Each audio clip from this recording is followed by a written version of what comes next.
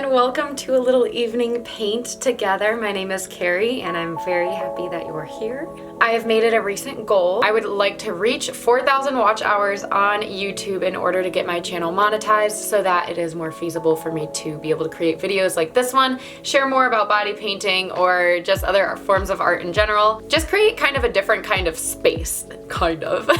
I'll definitely share more throughout this video, but to those of you who are spending the time watching my videos and everything that I post, thank you so much for the support. It really means a lot and I couldn't do it without you. And lastly, on that note, I will definitely do a really nice giveaway when we do reach the 4,000 hours.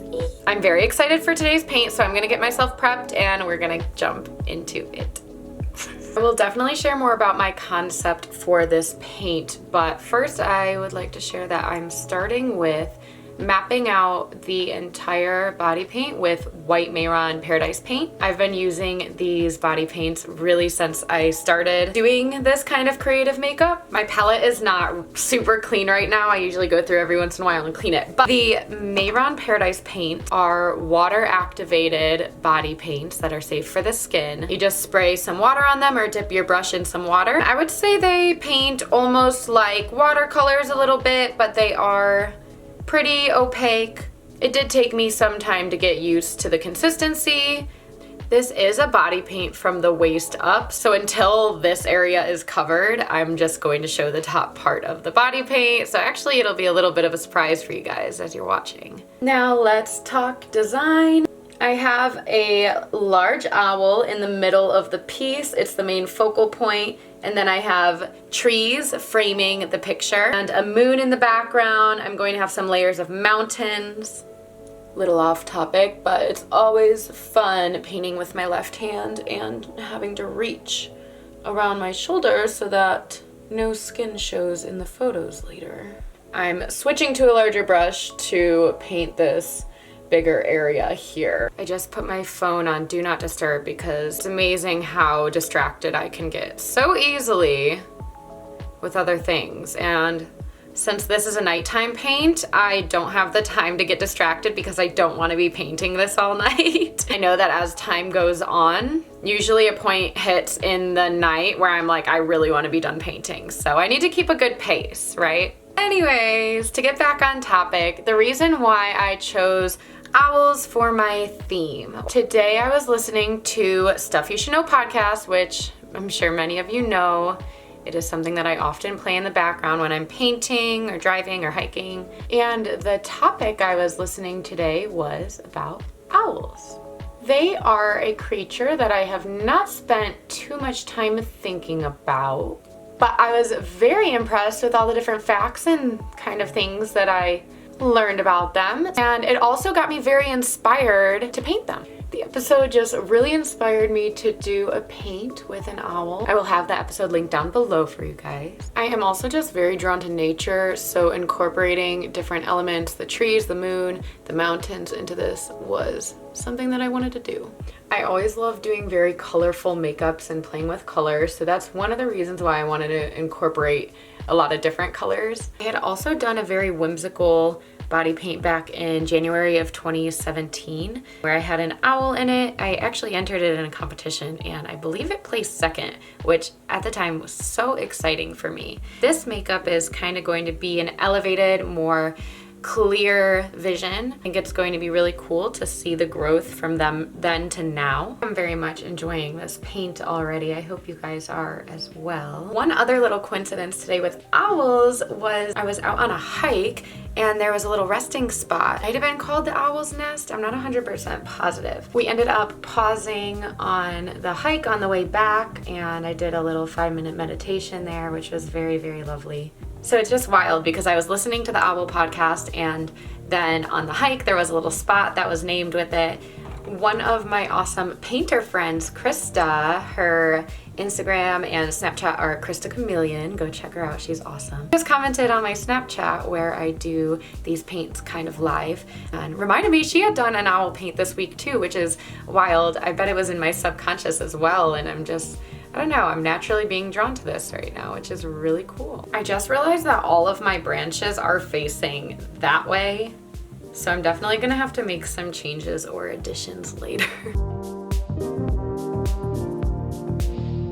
As I'm figuring out this whole YouTube thing and how I want to set up and structure my videos, I'm thinking it would be really good to have like a topic or a theme for each video to kind of chat about, or things that you guys might be curious about, whether that is like competition experience, like when I competed on Fake Up on Snapchat. What? I just had a different idea. Where did it go? Ooh, being like a self-taught artist and kind of my journey and thoughts about that. So if you guys have any theme ideas or things you're curious about, let me know down in the comments. I'm working on finishing basing out this last tree here. Now my process varies every time for sure, but generally I like to do the outline and then fill it all in with the base color. Sometimes I do a little shading, a little bit in there, and then I finish it all out with details and face makeup.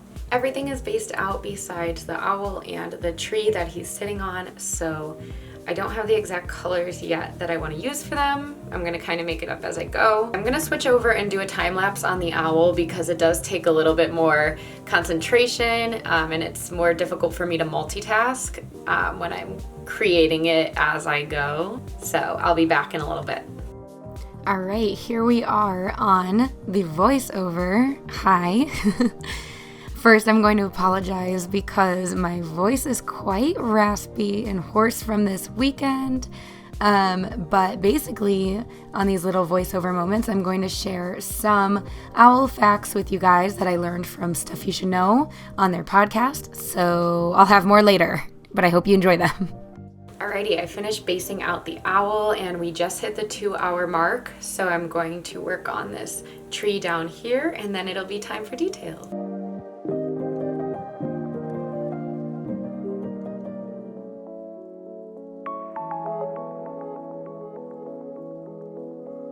A quick little intermission break.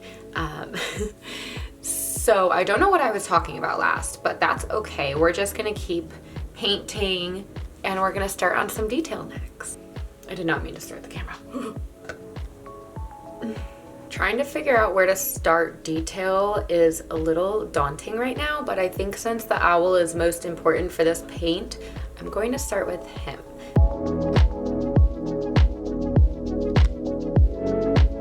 A quick little body painting tip is to have very pigmented eyeshadows that you like working with. They're great for shading, which creates a lot of depth. So right now I'm using the Blends palette from Blend Bunny Cosmetics. Also share that every technique and every decision I make with my painting may not be technically correct, but that is something that each time I paint, I'm growing and learning what makes more sense to do. I switched over to the Myricks edge paints because give the most opaque color. They get for the pupils.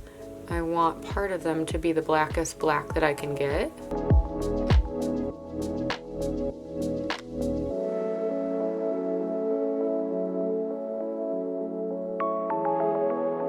Really feeling like these talons or claws or what you may call them were not fitting into the paint. Adding in some more colors from the owl to make it blend in a little bit better and not stand out as much. Although I could keep working on the owl probably for a lot longer, I am going to move on, figure out, I think the trees next because that's a big element, and then everything else should be quicker toward the end, and I still have my whole face to do. We're in for it. It's 10 o'clock, 10 p.m. I'll be fully transparent. This is glass of wine number 2. Cheers. Whoop. I've been working on this tree in the background and I decided to fix my problem from before. I'm not going to add other large branches, but I think I'm gonna add just some like smaller little twig things that'll come off in the opposite direction to give movement going both ways. One tree left here.